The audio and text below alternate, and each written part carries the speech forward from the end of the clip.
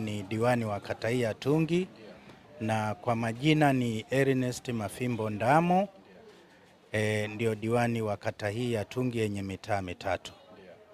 Huu ni mtaa mojawapo wa muungano katika kata hii, na changamoto ambayo inazungumziwa pia iko kwenye huu mtaa wa muungano.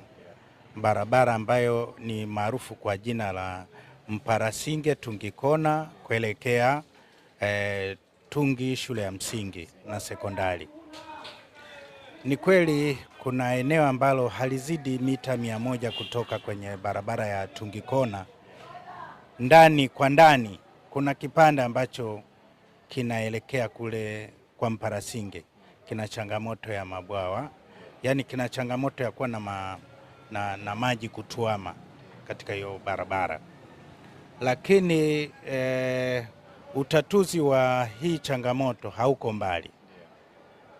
Katika kata nzima ya Tungi, kipande hichi cha barabara ndio kimepata bajeti kwenye hii bajeti ambayo inaishia 2025-2026 ndio kina bajeti hiyo, na hivi tunavyoongea barabara hiyo tayari na mkandarasi na iko chini ya TARURA, na ni kwamba mpango uliopo kwenye hiyo bajeti, barabara hii inatengenezwa kutoka Tungi Kona kwenye lami kwenda kwenye lami pale kwa Mparasinge, barabara kuu inayoenda Darajani.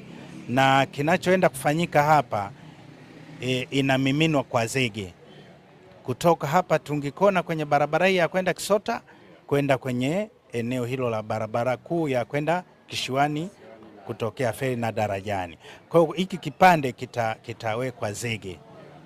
Ndio mpango ambao upo na bajeti ambayo tumeipitisha.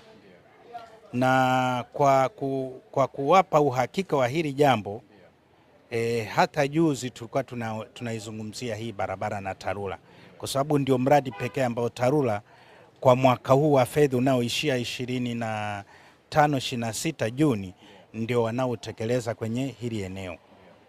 Na bado hata ukizama ukaenda kwenye ilani upande wa mkoa wa Dar es Salaam, hii barabara imetajwa. Nitapenda tu baada ya kumaliza mazungumzo haya nitawaonyesha jinsi ambavyo imetajwa kwenye mpango. Kwa hiyo ni kwamba kero hii tulionayo, nina imani baada ya huu mpango ambao umeshatengewa na fedha tulishaipitisha, utabaki kuwa historia. Ni kwamba kwenye kipindi hiki kwa kweli